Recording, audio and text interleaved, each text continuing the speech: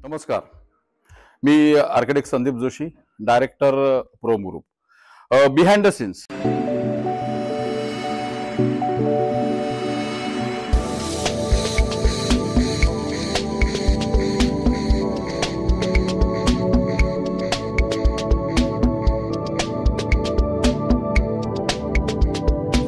Behind the सीन्सच्या आतापर्यंत जेवढे आपले भाग झाले त्याच्यामध्ये तुम्हाला मी बऱ्याच गोष्टींबद्दल माहिती दिली. कन्स्ट्रक्शनच्या ज्या आपल्या ज्या वेगवेगळ्या ज्या स्टेजेस असतात त्या संदर्भात पण आपण माहिती घेतली. मागच्या वेळच्या भागामध्ये आपण काय बघितलं होतं की आरसीसी स्लॅब त्याचं सेंटरिंग झालेलं होतं. ते कॉलम उभे होते, वरचं सेंटरिंग झालं होतं, ते मी तुम्हाला सगळं दाखवलं होतं. आणि आता या पुढच्या भागामध्ये म्हणजे या भागामध्ये आपल्याला काय बघायचं तर सेंटरिंग झालं होतं त्याप्रमाणे तो स्लॅबही कास्ट होऊन पूर्ण झाला. त्याच्यानंतर त्या स्लॅबचं डिशटरिंग पण झालं आणि आता ते झाल्यानंतर बांधकामाला ही सुरुवात झालेली आहे. तळमजल्याचं बांधकामही झालेलं आहे हे आपण आता बघू शकता इथे. आता सगळ्यात महत्वाची एक गोष्ट म्हणजे काय की खालच्या भागाचा हा आपला आरसीसी जे पूर्ण झालंय आणि वरचा जो स्लॅब आहे तो आता वरच्या स्लॅबचंही कास्टिंग कम्प्लीट झालेलं आहे. पण आता खालच्या भागाच्या बांधकामाला सुरुवात झाली आणि बऱ्यापैकी ते झालेलं सुद्धा आहे. तर हे जे बांधकाम आहे आपलं हे बांधकाम कशामध्ये आहे तर हे जांभ्या दगडामध्ये बांधकाम आहे. जांभा दगड हा बघितला तर कोकणामधला अत्यंत महत्वाचा आणि तो स्पेशल दगड आहे. आणि आमच्या सुद्धा बंगल्यांची सगळी जी कामं आहेत त्याचं जे बांधकाम आहे हे पूर्णपणे आम्ही जांभ्या दगडामध्ये करतो. आता आरसीसी झाल्यानंतरची जी पुढची स्टेज आहे ते म्हणजे बांधकाम. आता बांधकाम करत असताना जे आतल्या भिंती आहेत म्हणजे ही जी तुम्ही बघताय ह्या आतल्या सगळ्या भिंती आहेत. तर ही भिंत सुद्धा या भिंती सुद्धा आहेत आपल्या जांभ्या दगडामध्ये. पण हा जांभा दगड जो आहे या जांभ्या दगडाची रुंदी ही 5 इंचाची आहे. म्हणजे हा 5 इंचाचा दगड आहे. आणि ज्या बाहेरच्या भिंती आहेत म्हणजे एक्सटर्नल वॉल ज्याला आपण म्हणतो तर त्याच्यासाठी जो जांभा दगड वापरलेला आहे त्या जांभ्या दगडाची रुंदी ही 9 इंच आहे. बरोबर. तर 5 इंच आणि 9 इंच. आता बाहेरची असल्यामुळे ती 9 इंच, आतमधली असेल ती 5 इंच. आता पहिल्यांदा सुरुवात ज्यावेळेला होते बांधकामाला त्यावेळेला काय केलं जातं तर आता प्लिंथ झालेली असते पूर्ण तुमची, त्याच्यावरती आरसीसी स्ट्रक्चर झालेलं आहे.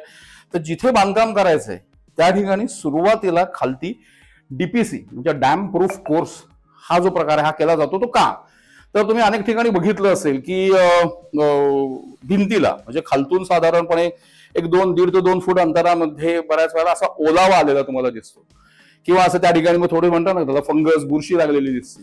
ती का होते तर आता हा जो तळमजला आहे त्या तळमजल्यावरती जरी आपण पूर्णपणे आरसीसी स्ट्रक्चर केलेलं आहे, पीसीसी केलेलं आहे, पीसीसी करत असताना त्याच्यामध्ये सुद्धा आपण वॉटरप्रूफिंग सोल्युशन्स टाकलेली आहेत तरी सुद्धा एक सेफर साईड की खालच्या भागातून कॅपिलरी ऍक्शननी पाणी वरती येऊ शकतं.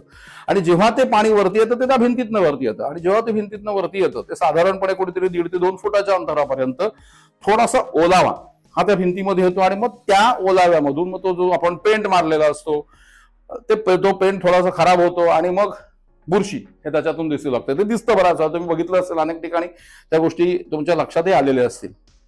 आता ते होऊ नये म्हणून काय तर ते होऊ नये म्हणून जेव्हा आपण पहिल्यांदा बांधकामाला सुरुवात करतो तेव्हा त्या प्लिंथ वरती डीबीसी म्हणजे डॅमप्रूफ कोर्सचं एक कोट केला जातो. आता तो जो कोट असतो तो थोडक्यामध्ये आम्ही जे करतो ते पॉलिएस्टर मध्ये तो करतो, पॉलिएस्टर रेझिन, की खालून जर समजा पाणी अगदी येतच असेल तर ते तिथे स्टॉप होतं, ते वरती चढत नाही आणि मग वरचा जो तुमचा पेंट वगैरे आहे तो कधीच खराब होत नाही. म्हणजे तुम्ही आमचे जे प्रोजेक्ट्स आहेत त्या प्रोजेक्ट्समध्ये जर तुम्ही बघितलं तर तुम्हाला ते दिसेल जाणवेल की हा जो काही ओलावा जो खालतून येतो तो कुठेही नाहीये. आता ज्या वेळेला ही बाहेरची भिंत ही 9 इंचाची आहे म्हणजे आता 9 इंच बघितलं तर साधारणपणे वरचा जो बीम असतो त्या बीमच्या बॉटम पर्यंत साधारणपणे या भिंतीची जी उंची आहे हे कुठेतरी एक 8 फुटाच्या आसपास जाते. आता 8 फुटाची जी भिंत आणि तो दगड 9 इंचाचा त्याच्यामुळे खालपासून एकावरती एक थर ठेवत व्यवस्थितरित्या ती भिंत सरळ राहते. परंतु ज्या वेळेला इथे हा 5 इंचाचा दगड आहे मधला तर तो 5 इंचाचा दगड ज्यावेळेला आपण एकमेकांवरती ठेवत जातो तो साधारणपणे एक 4 फुटाच्या अंतरावरती एक मध्ये एक आरसीसीचा परत बँड टाकला जातो आणि त्याच्यावरती मग राहिलेली भिंत आपण बांधतो की जेणेकरून त्या भिंतीमध्ये कुठेही थोडंसं बकलमेंट ज्याला म्हणतो किंवा थोडंसं त्याच्यामध्ये वाकडेपणा येऊ नये, ती भिंत पूर्णपणे सरळ राहावी याच्यासाठी काळजी घेतली जाते.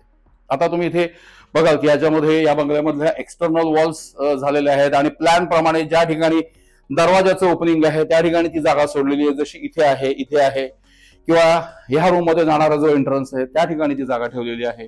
आता इथूनच वरती हा जिना जातोय त्याप्रमाणे तिथेही ती जागा आहे, किंवा इकडे आता हे किचन असणार आहे तर त्याच्यासाठी सुद्धा ती जी एंट्री आहे ती एंट्री तिथे ठेवलेली आहे. तर साधारणपणे ज्या वेळेला आपण बंगल्याच्या कामाला सुरुवात करतो, साधारणपणे हा कुठेतरी एक मध्यंतर आहे त्या बंगल्याच्या कामामधला, की आता आरसीसी स्ट्रक्चर बऱ्यापैकी पूर्ण झालेलं आहे आणि बांधकामाला सुरुवात होऊन एक तळमजल्याच्या बांधकामापर्यंत आपण आता इथे आलेलो आहोत. ह्याच्या नंतर जे आपण आता बघणार आहोत, ह्याच्यानंतर म्हणजे पुढच्या भागामध्ये आपण काय बघू, तर हे बांधकाम सगळं पूर्ण झालेलं असेल आणि मग प्लास्टरिंगला पण सुरुवात झालेली असेल, काही भागाचं प्लास्टरिंग झालं असेल तर त्यावेळेला प्लास्टरिंग करत असताना किंवा त्या पुढच्या ह्याच्यामध्ये कोणकोणत्या प्रिकॉशन्स आपण घेतो, आम्ही घेतो, याबद्दल आपण ती माहिती घेऊ. धन्यवाद.